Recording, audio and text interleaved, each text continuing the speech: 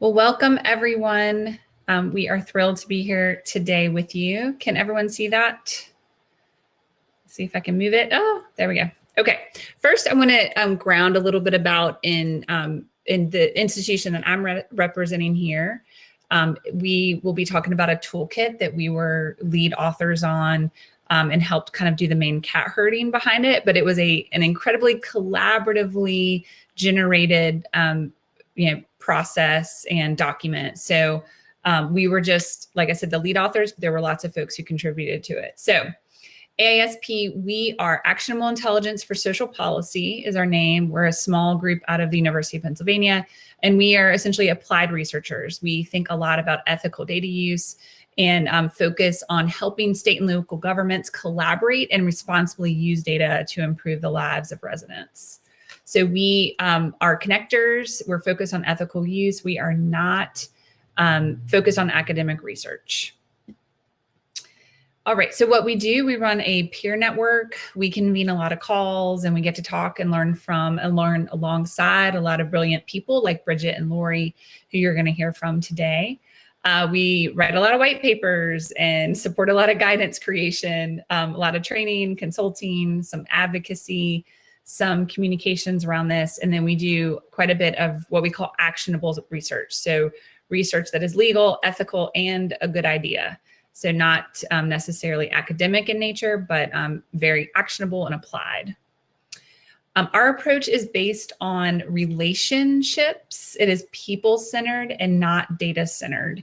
And that's a lot of the work that we do is convening people around data. We are generally agnostic on technical approaches or technologies, but we really focus on the people who are doing this work. So today we are going to be talking to you about a resource that came out almost exactly a year ago today. It came out, I think, publicly on the 29th of May. And for those of you probably will remember, this was a very challenging time in our, in the US at this time a year ago. We were, in the beginning stages of COVID, there was a lot of unknown around the pandemic. And this was a time when we were all experiencing the murder of George Floyd and the long overdue unrest that emerged after that. So we literally went public with this report on a Friday morning. That Friday afternoon was the day that Minneapolis had significant protests. And that was really when a lot of urban areas around the US, including my own community, I live in Charlotte, North Carolina, had a lot of protests. So to say that it was the right work at the right time would be a little bit of an understatement. It was work that we'd been doing for years, and it just happened to emerge at a time when the conversation around racial equity fundamentally shifted. When we created this resource, we thought that it would be hard. We thought that we would really have to build understanding of what racial equity is. And that was absolutely not the case. Because of just the context and time, everyone knew that racial equity was essential and important and was going to be a lot of hard work. So that's the framing of where we are today, a year later, having worked through a lot of this toolkit in different places around data. So let's start with some more grounding. If you could drop into the chat some questions around your own comfort in this space. So what we find is that most folks have a lot of comfort with concepts of racial equity. We work with quite a few professionals who would kind of identify themselves as organizers or folks in the kind of diversity, equity, inclusion space, folks with a lot of consciousness around issues of race and justice. And then we work with a lot of, long-term, decade-long bureaucrats and government agencies who are using data every day. And these groups don't usually mix, they're not, they don't usually cross. So we like to know who we're talking to and where your point of comfort is. So if you just drop in the chat, kind of whatever you feel comfortable sharing. So how comfortable are you with concepts related to administrative data reuse? So administrative data are data that are collected in the routine processes of administering programs and policies. This is government held data, and we all have administrative data that represents us in different systems in government. And reusing that data for, research, evaluation, outcome measurement is common practice. So how comfortable are you with that on a 0 to 10? And then the next question is, how comfortable are you with concepts related to racial equity? And then the last question, how comfortable are you in being uncomfortable? Because that's a lot of this intersection, right? No one is an expert in either one of these topics. And so therefore, no one is an expert in this topic specifically. So we like to ground with that. All right. Don't see anyone in the chat. You might be thinking, which is fine. All right. Okay. Excellent. There we go.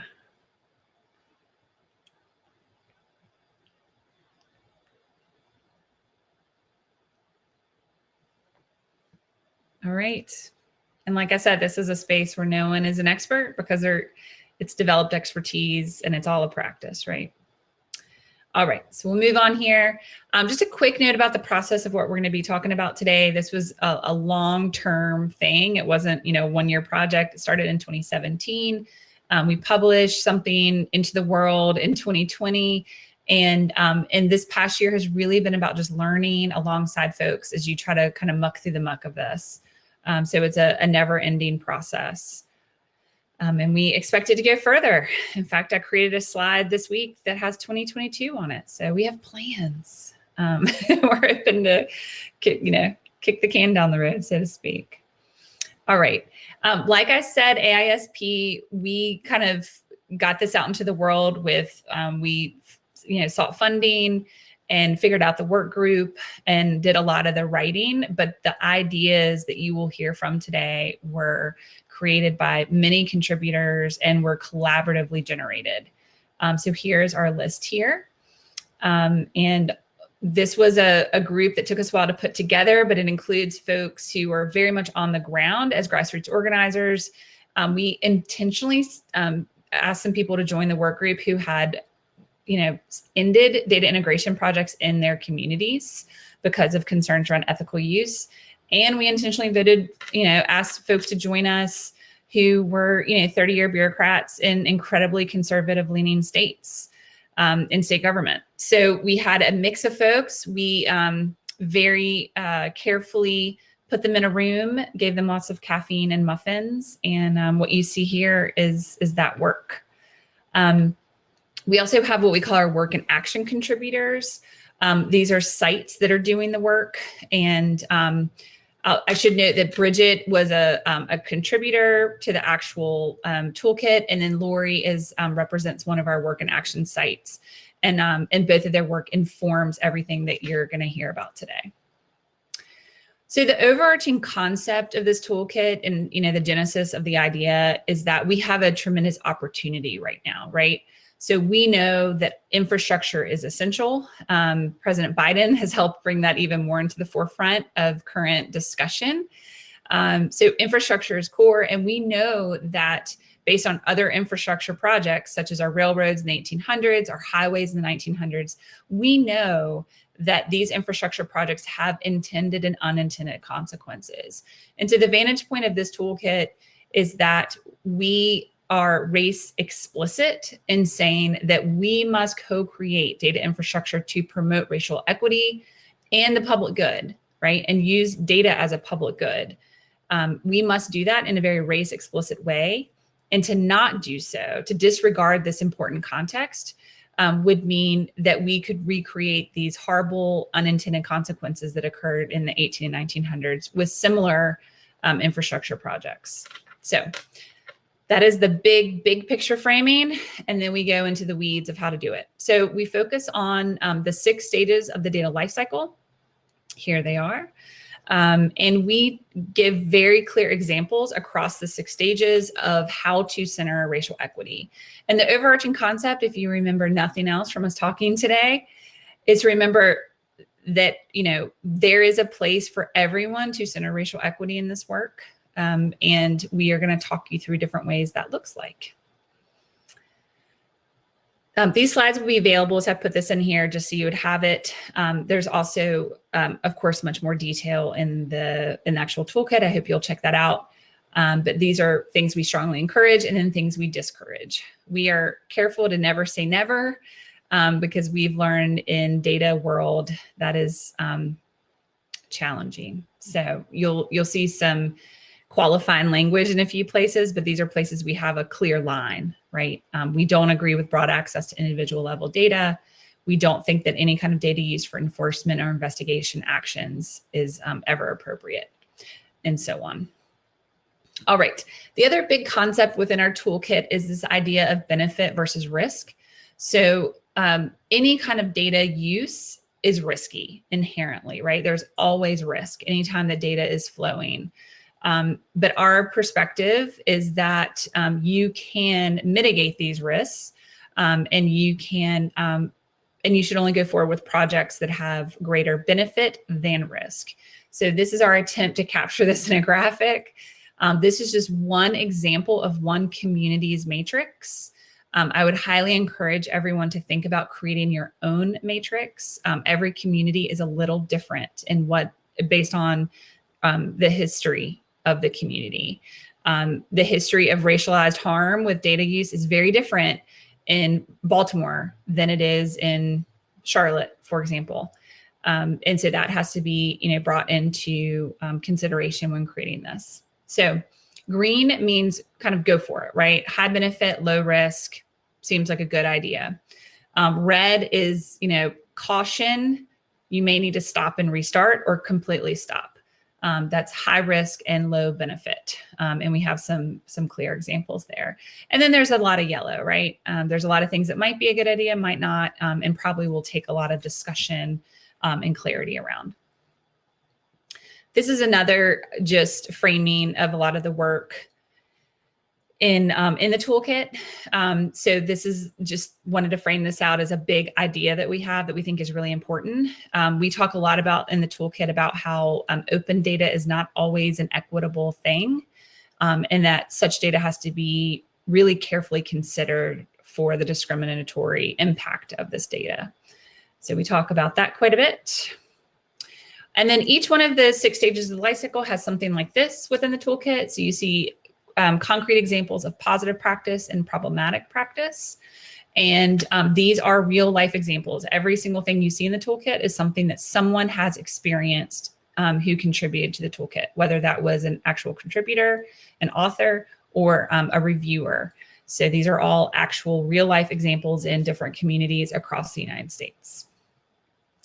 All right, so here we go to our first question. In your own work or in your own context, can you think of a positive data practice that you are currently engaged in, or you have seen or witnessed, or you can share an example from your vantage point of what a problematic data practice is. So no right or wrong answers here. So many. I'm assuming the problematic is the school. Yes, I'm an educational researcher by training. I have very strong opinions about the problematic practices of data use.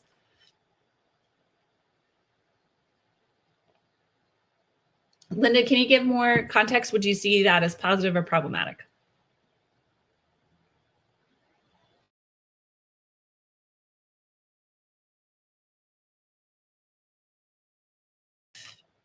Very positive. Yeah, I agree with you 100%. I also see Allegheny as positive, and a lot of people don't see eye to eye with us on that, some of the data integration. Yes, agreed. And for those of you who aren't in the integrated data world, like Linda and I, Allegheny County is considered the gold standard of data integration practices. And we feature them in the toolkit quite a bit. It's a good one. Sometimes a positive data practice can be seen as adversarial to the institution, for sure. That's a tension, for sure. Excellent examples. All right. In the nature of time, I am going to continue. Here's just what it looks like in the toolkit. So in each stage, we have like a short form version, which you see on the left, and then a longer form in the appendix. So that is there. All right, and then biggest takeaway, there's something for everyone to do. All right, I am now going to get to what you all want to hear, which is from our people doing the work on the ground. And I'm going to turn it over to Bridget, who is a part of Baltimore's Promise. Thank you, Bridget. Thank you, Amy. Good afternoon, everyone. As Amy mentioned, my name is Bridget Blount, and I am the Chief Impact Officer for Baltimore's Promise.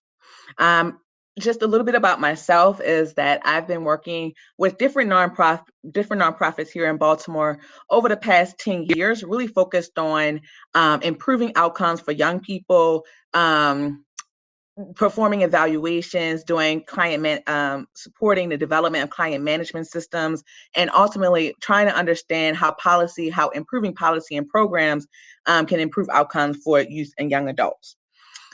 Next slide. So a little bit about Baltimore's Promise. So Baltimore's Promise is a collective impact organization here in Baltimore that is a part of the larger Strive Together collective impact network. And so what we do here in Baltimore is really focus on how can we create population level change for young people from cradle to career. To do this work, we really are try to situate ourselves as a neutral convener where we bring together public, private, and community in order to have conversations around what are the current issues that we need to be addressed, and how can we align both investments and efforts in order to improve those outcomes for young people. And so by understanding that, we really try to identify demonstration projects that can ultimately improve outcomes focused on workforce, education, and health and housing well-being. And so our commitment is to always utilize a racial equity and focus on systems, policy, and change. Next slide. Thank you. So so one of the key efforts of Baltimore's Promise over the past really 4 years now, which is how we came into the AASP network, is the development of the Baltimore Youth Data Hub. And so we came into AASP with the intention to develop an integrated data system, and that integrated data system was in partnership with the City of Baltimore, as well as Baltimore City Public Schools, to develop a system of data sharing and integration that centered community voice and embedded race equity.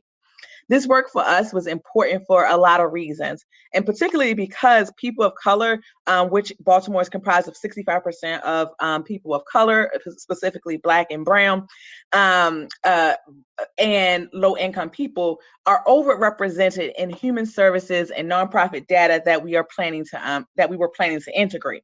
And so, however, within our community, as Amy mentioned, and rightfully so, there's a mistrust of data and the way it has been used to marginalize certain communities, whether or not be from good intentions or bad intentions. But ultimately, because of a history of misuse that often leads to harm, we wanted to ensure that the data project that we're working on did not continuously perpetuate inequities. So we took our guiding principles to heart, and wanted to make sure that we were not recreating data efforts that continue to marginalize those who need help most, but rather that we created a system that is defined and led in partnership with community. So we're working to build a system that integrates data, that embeds community decision making throughout the entire process, and that embeds race equity. Next slide. So to do this work, we work with a team of experts that included both local and national equity experts. We started this process by engaging youth system leaders here in Baltimore that included, again, Baltimore City Public Schools, our Department of Justice, Juvenile Justice, housing, a lot of the nonprofit organizations here, and some philanthropic organizations on basically a conversation, a workshop on race equity level setting in order to talk about and focus on the policies and practices that we have all collectively and individually within each of our agencies contributed to maintaining racial disparities in resource allocations and youth outcomes. So first we held this workshop. From there, and the purpose again was to identify and have conversations around how our collective policies and practices have led to disproportionate outcomes for young people, and particularly young people of color. And so then after we had that conversation, we really tried to work with the consultants, myself and the consultants worked to scan the literature to identify how other data initiatives have applied a race equity lens throughout data use.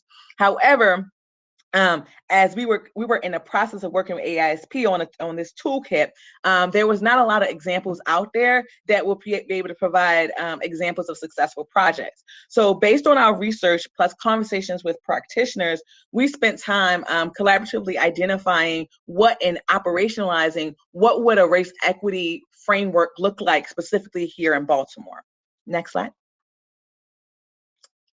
Yes, thank you. And so what you see here is the Baltimore Youth Data Hub Race Equity and Inclusion Framework. So so our idea was that we wanted to, that we know the importance of integrating and sharing data across agencies to improve outcomes for young people and young adults. However, we wanted to ensure that what we were doing, our data sharing efforts, embedded equity, and that it had considerations throughout the entire life cycle. So working with our equity experts, we developed this framework specifically for Baltimore's Promise. The framework outlines 9 stages that each data project that we are working with should follow. Each of these steps are done in partnership with community with the goal of ownership, community ownership of the data. The first 6 stages, starting with engagement, if you look at the right-hand side, so from engagement up through reporting and dissemination, are like traditional examples of the data lifecycle that you would see. But what we try to do here is explicitly identify the role of community, because too often when we begin the process of analyzing data, we do not include engagement with individuals represented within that data. So during these first 6 stages, we partner with community to interrogate the data findings through data walks, conversations about data quality issues that may result from data collection processes that do not take into consideration communities, and even more so, we work with community to determine our agenda and the questions that will be asked. The last 3 stages are what we consider to be unique to Baltimore's Promise and the work that we're doing here locally. So what we hope to do is to ensure that that not only are we collecting data and that we're reporting out to the community, but we're supporting community and actually being able to use research and data in order to advance solutions and to identify strategies to improve outcomes for the communities that they live in, that we live in. And so these stages will ensure that we are able to provide community with an answer to the question of not just like, why are we doing integrated data system, but how can an integrated data system be used in order to actually improve outcomes that our communities themselves feel are necessary. Our efforts, next slide, I'm sorry. So some ways that we so we came up with the framework, and so now some of the ways that we try to kind of have a race explicit commitment to data equity include engagement and inclusion of community members who are most impacted and subject matter experts. So what does this look like? This looks like we have young people who are part of each of our demonstration projects went from conception. So as we're thinking about, even from identifying what the issue is, we have young people who participate on our boards. We have young people who advocate and who are actually inform the process to develop any project and intervention that we are working towards. And then we also have young people as a part of our data projects to help us understand, for example, we did this literacy project where we identified that almost 63% of our young people here in Baltimore are actually reading below an 8th grade reading level. And so what we did is we took that data that no one had looked at across the city, and we took it to young people and teachers and school administrators to really understand from their perspective, what was going on. And in that project, we really had the opportunity to hear from young people around relationships that they had with teachers, around not wanting to look a certain way to their peers, about not having time and issues with technology. And so we took that information to now inform the demonstration projects that we're currently working on to develop, to improve literacy outcomes for young people. So that's what we mean when we say engagement, the use of qualitative and quantitative methodologies. So it is not enough just to look at and disaggregate race demographic characteristics. It is also important that we include qualitative and narrative that is in the qualitative narrative that represents the experiences of those people, of those young people and those community members that we are most interested in supporting and improving outcomes for. Again, we disaggregate all results by race, ethnicity, and key demographics. So this is a really interesting point for us here in Baltimore. As we work, especially Baltimore's Promise, as we work with a lot of philanthropic organizations that may or may not have explicit equity approaches or lenses. And so when we bring this analysis to our data around who we're funding, oftentimes it's quite interesting conversations around, well, we didn't have an explicit race priority. And we say, and because of these we use data to show that by not having an explicit race priority, that we typically fund the same people over and over. And those people are not representative or reflective of the community by which by which our young people come from. And then ultimately is the co-creation of community-driven solutions and recommendations. That goes back to the last slide again. We're not just doing data for the sake of data. Like our data is one to be user, so all of our data products are user-friendly, so we want to make sure that community has access to them, but also that they drive solutions and recommendations for system-level change. And so it is not good enough to just to create research papers and to just and to leave them there. We actually want to take that information, take that data, and walk with community in order to inform policy and programs, future policy and programs. Next. So thank you so much, and now I'll turn it over to my colleague, Laurie. Great, thank you so much, Bridget and Amy, and thank you all. I'm really happy to be here. My name is Laurie Thomas, and I am the director of the Institute for Social Capital, which is an institute within an institute at UNC Charlotte, and we're within the Urban Institute, the UNC Charlotte Urban Institute. And just a little bit about me, I have been in this role for 3 years in August, and before that I was a faculty member for over 10 years in social work. Before that and during that, I have been engaged in homelessness and housing affordability issues. And really, it's that practice experience that actually led me into this world of integrated data, because as a practitioner, I was watching the homeless services sector be transformed by some of the wisdom gained from the work of one of the founders of AASP, Dennis Culhane, and the work he and his research team were doing around homelessness and integrated data around homelessness. And I watched the power of that to really shift the way the community thinks about addressing homelessness and looking at how those impacts were happening across systems. And so I really came into that work, to this work, and honestly, Amy was the director prior to me. So, we just live probably a mile or two apart here in Charlotte, in Zoom land, outside of Zoom land. So I'm really tickled to be here and to be a part of this conversation. And I feel like, Bridget, I learn something every time, and a follow-up question every time we have these conversations. So, but if you'll go to the next slide, let me tell you a little bit about the Urban Institute, because I'm going to focus in on organizational foundations a little bit and that planning part of the toolkit. The Urban Institute at UNC Charlotte, not connected to the big Urban Institute, has been around for about 50 years, so almost as long as the big Urban Institute. And we grew out of the geography department at UNC Charlotte, which really has this kind of social justice and indicator work. Grew out of this this kind of disciplinary specific world, but it has always been an applied and engaged research center.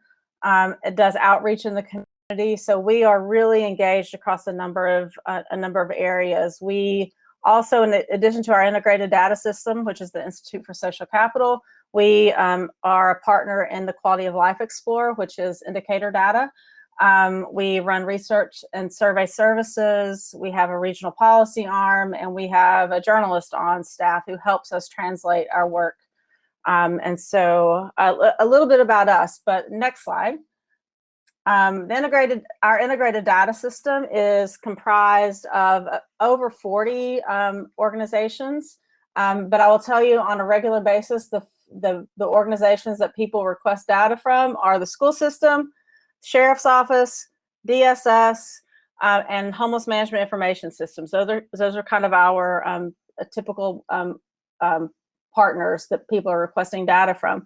A lot of these, a number of these folks give us data on an annual basis, but some just give us data on a project by project basis. So that's important to understand. And we're on an ongoing basis adding folks to our integrated data system. Next slide. And like I said, I'm going to focus in here on planning today and in the next few slides to really kind of focus my comments. This, I feel like it's both the planning and it's also kind of the organizational foundations that really undergird anything you can do or want to do in terms of racial equity in your organization and across the data lifecycle. So let me focus in on that. Next slide. So I want to talk about these 4 areas. We know that representation and equity, or the lack thereof, are structured. They're structured into our organizational foundation. And so what I want to talk about are the challenges and changes that we have faced as an organization in these areas if we want to structure our foundation, the variability to get to that data equity across the life cycle. And so next slide.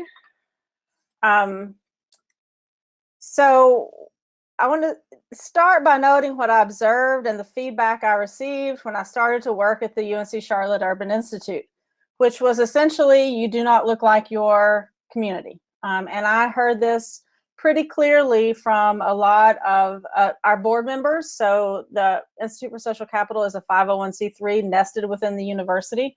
And I heard this as I went around and listened to our board members, that our staff was not perceived as a diverse staff.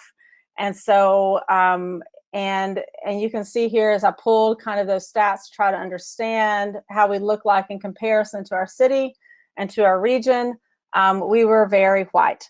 A second theme I heard related to this, and then I'll come back to this in a little bit, is that we did not have meaningful representation by those whose data were held in the Institute for Social Capital.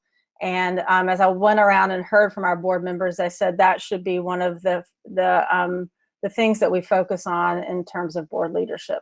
And so that brings me to the first item that I really want to talk about, and how I really entered into kind of the racial equity work and trying to create a foundation, organizational foundation for it. So next slide. And that is the challenges and changes around our institute personnel. And so, and if any of you have, kind of worked in the university, you know that it moves at the speed of molasses. It really can be challenging to make HR moves and to make them quickly. And so I knew long-term where we needed to go. Short-term, I knew that wasn't going to happen fast. And so how could I then begin to help create a unit and an institute that looked more like the community we were in? Well, we have a diverse student body. And so that's one of the first ways, is to really be intentional about recruitment of student body that reflects the community that we're in.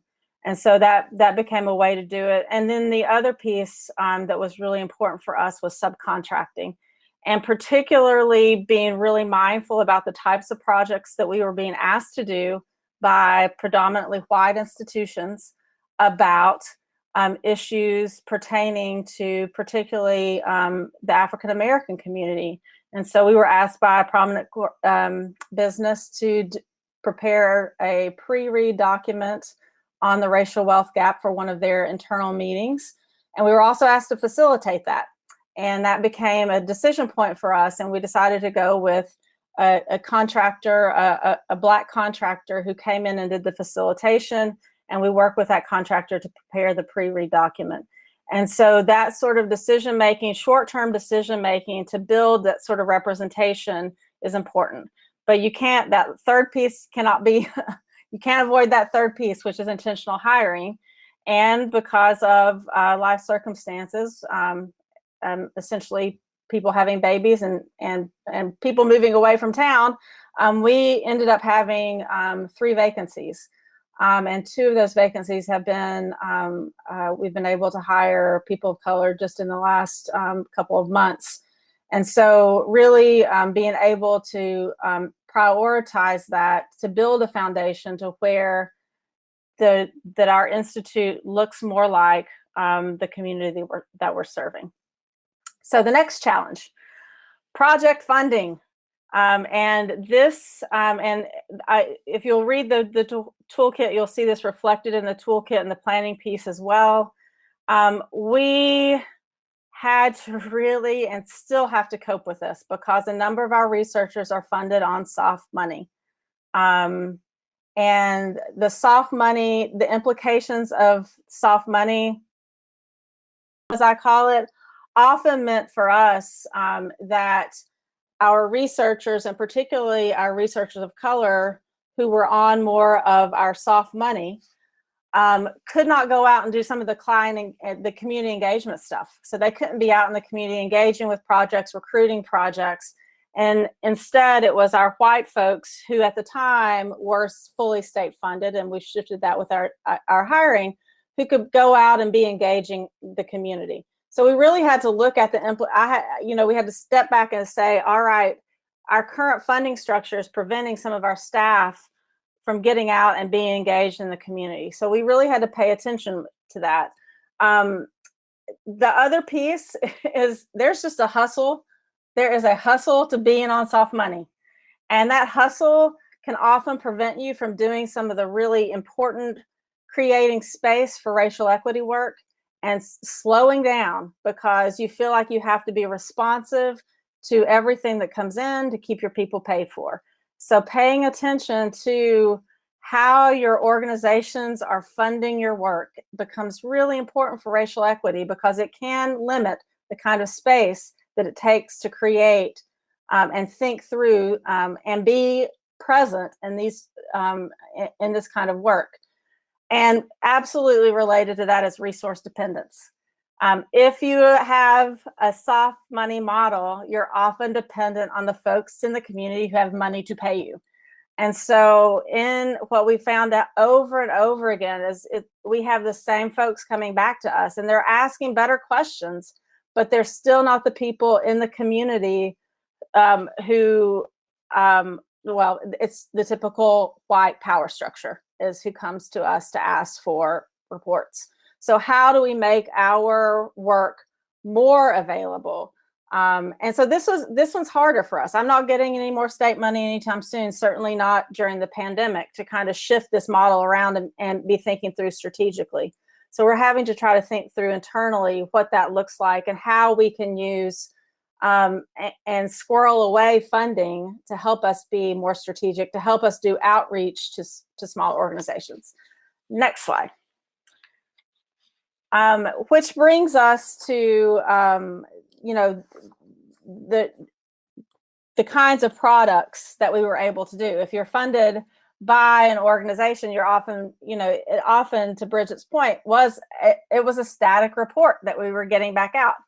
And those reports have their place, but if the work stops there, we're not going to do racial equity work. And so we have to create, and we've been working at that at the leadership of folks of color, to create more products that directly serve communities that don't look like our typical resource providers.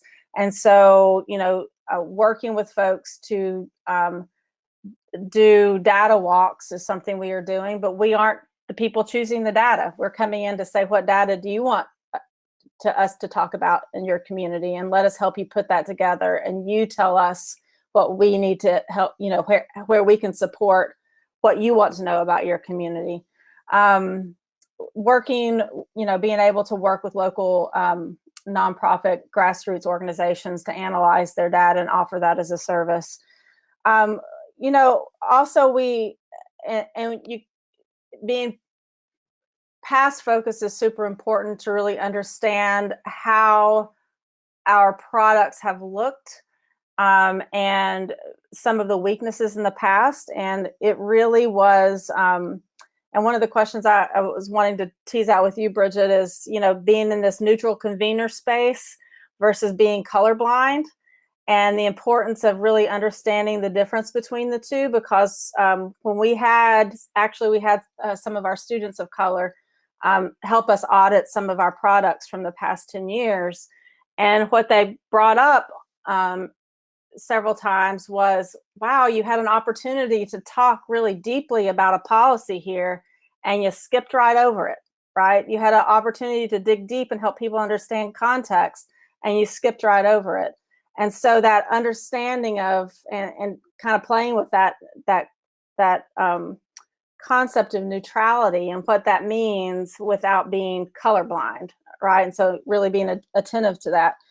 And then really looking forward, how do we develop tools so that researchers have at their discretion the ability to say, all right, what was happening in the 60s and 70s that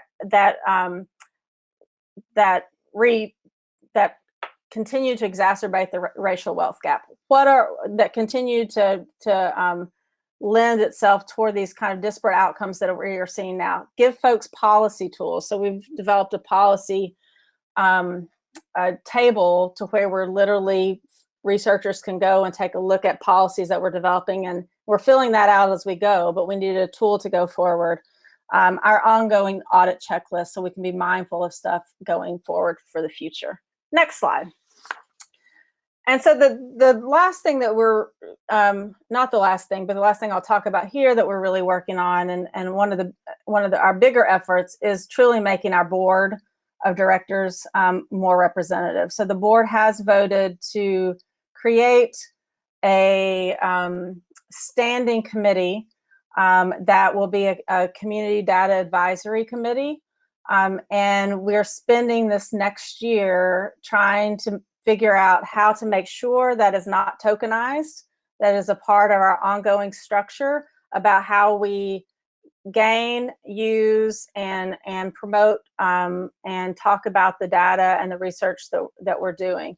And so that committee will be charged with helping us think of strategic questions to ask of the data. So what are the questions people have of the data?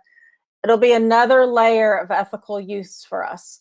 We have, quite a robust governance and data use process, but this will be an additional layer to actually see how is this hitting folks who are disproportionately represented in the data.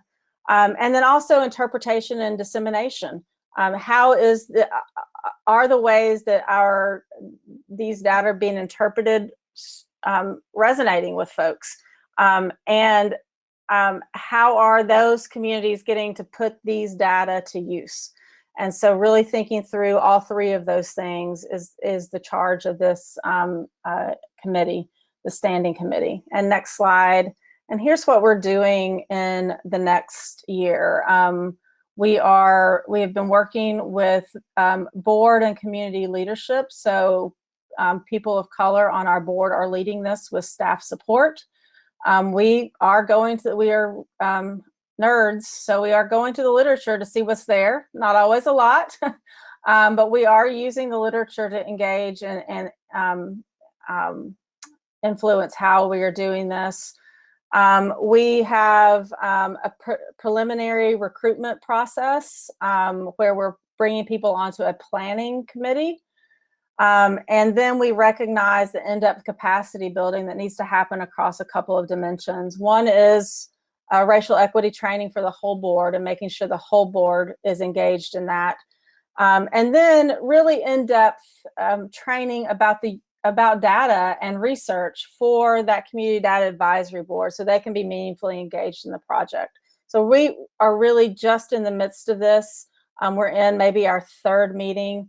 And so all of these things, next slide, just point to the point that I want to make around that we structure our ability to actually center race along racial equity along the data life cycle. And if those pieces of your organization, like personnel, like funding, like the ways you're being asked to use your research, like your representation structures, if those things aren't addressed, it's really hard to set, even if you can talk about an algorithm and making sure that algorithm is sensitive, but you can also continue to do a lot of harm if you don't take care of those kind of foundational organizational structures. And so we are struggling with that right now. I would not say that we have it down pat, but we know we have a lot of work to do. And here's where we've started. So thank you. Excellent. Thank you, Bridget. Thank you, Laurie. All right. So we have a few minutes. We're going to go. I'm going to stop the slides. And if we could just go into some Q&A, we have a good chunk of time. So a few minutes to answer a few questions. So please use this opportunity. Bridget and Laurie have thought really, really deeply about this work on the ground and are excellent resources. And I obsess about this topic, so also can be helpful in some places. All right, questions. So Kate had a question earlier around how do we get this in our community? So one thing I would say is there might be something going on in your community. So I would look around. And the other place would be to look around for a place not doing it, but should be, and demand it of them. Just like Laurie's talking about, right? The UNC Charlotte Urban Institute has been around for 50 years. And luckily, Laurie, as a leader, stepped up and did the hard work. But if not, I would hope that someone in our community, we are a very diverse community in Charlotte. We're a plurality community. There's no, majority of any demographic. And so that makes for very interesting conversations about race and class and equity and justice. And because of that, I assume like if Laurie had tried to be race neutral, someone would have called her on it. Luckily, that's, not the kind of person or leader that, or researcher that Laurie is. So I would encourage those two things. So look around, there's someone probably doing some work, and then if not, pressuring them to do so. All right, any questions? I mean, I would love to come back to, like I said, Bridget, there's something that strikes me in your slides every time I get to see them again. And this time, maybe it's because I'm just thinking of our own role recently in a couple of things in the community.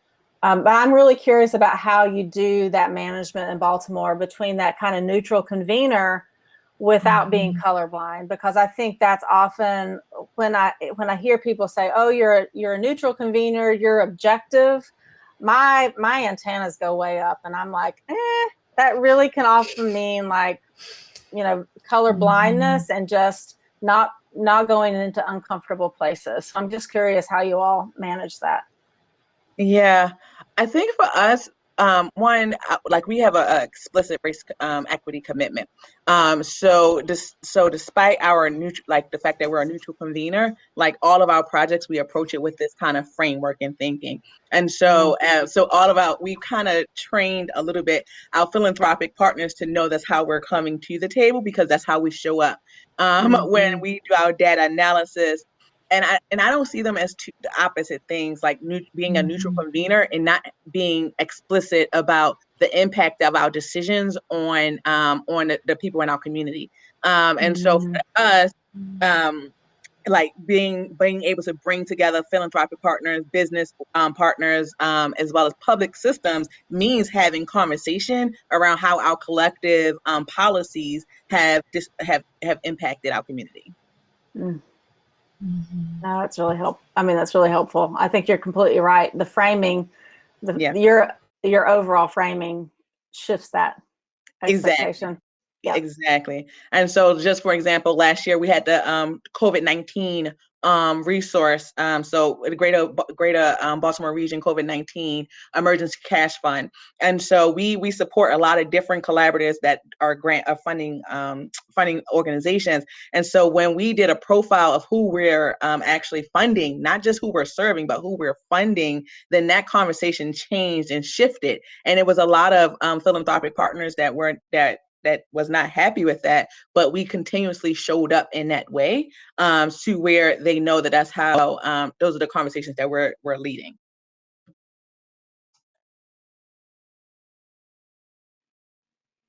Great. Carlton had a question as well around. So Carlton, I'll read it, make sure we get the spirit of it. So if there's already a coalition built around the cause, so I assume the cause here is advancing racial equity in a community, how do we get folks away from just the topical support of addressing racial injustice to helping us build this infrastructure for supporting racial justice? I think that's a really important question, and it's an important shift. Any ideas?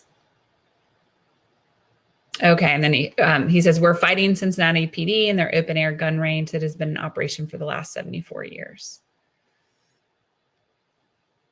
Any ideas there?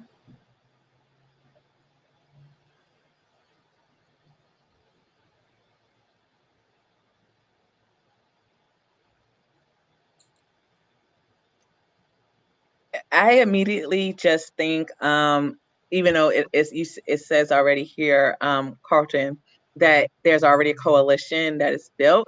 But for us going to the community, I think that's a part of it. And also, as this is the topic for our conversation today, using data to actually explicitly show the negative impact of this open air gun range on the community, why the community, using both qualitative and narrative, so using stories from the community and showing how that has impacted them, and then using the data to show the connections between different systems and outcomes would be the way that I would approach it.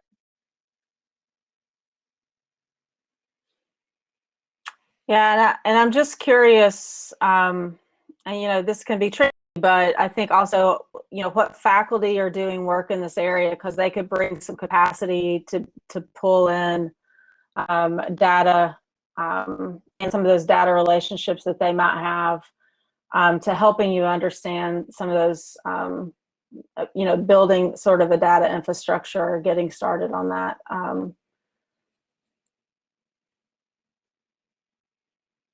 Yep. All right. We have, so the district is who we'd like to get more data access from. Yeah, that's the data flows at the speed of trust is one of our big taglines. So a lot of times just focusing on those relationships is key. And it's hard to do that when they know you're fighting against something. Like I've experienced this firsthand in my work. I do a lot of work around segregation of schools. And it is very challenging. Data access can be challenging when they know you're coming at it from a position of attention that exists. So yeah, that's a good one. All right. Well, we have about a minute left. I always like to end any presentation of this work asking people, like, what are the sticky ideas that came up today? Like, what's something that you heard that you're like, man, I want to dig more into that, or something you jotted on a pad of paper in front of you, or something that you want to learn more about. We are already working on kind of version 2.0 of this work. And so we like to know what's landing with people so we can frame it out. So if you have a chance in our last minute, if you would drop any of those sticky ideas into the chat box, we would appreciate it. And I believe these slides will be offered to everyone afterwards, but our contact information is in there, and please reach out. We love to hear from folks doing the work.